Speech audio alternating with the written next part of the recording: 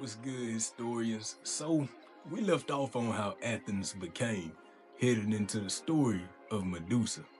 Anyhow, let's go ahead and dive into the story of Medusa. Now, before we get going, there's a version where Medusa consents to lay with Poseidon, and they end up having children.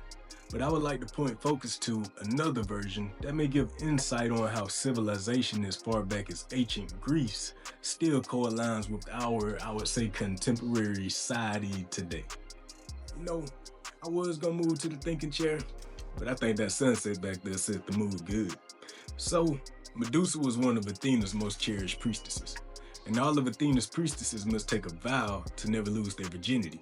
This is probably the most important characteristic for a woman to even be close to Athena. Medusa was said to be very beautiful, even to the gods, and one specific god took notice of her, which was Poseidon, of course. So one day Poseidon snuck into Athena's temple and raped Medusa, which disrespected Athena's temple and tainted one of her most beloved priestesses. Now, Medusa was afraid to tell Athena what had happened, but she couldn't bear any more disloyalty than she had already felt to her goddess. So she told Athena what happened, and none of the other priestesses claimed to believe her, probably because they didn't want any harm to come to them from the god Poseidon. I think this in the thinking chair. But anyway, even though none of the other priestesses believed Medusa, Athena did.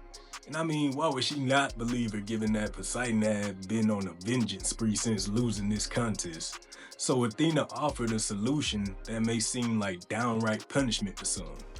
But the solution was to turn Athena into a gorgon so that no other being would be able to even lay eyes on her without being petrified.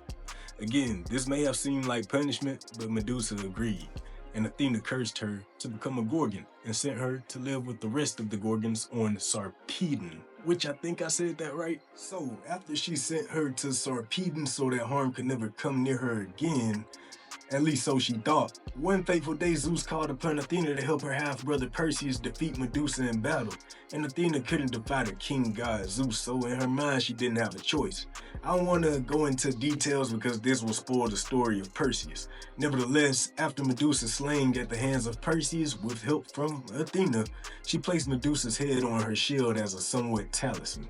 There are many different translations for this story, but knowing Athena, she probably did this as a sign of respect for Medusa as she had done for Pallas, as discussed in part 1. And here is where we end with the Greek goddess Athena's story.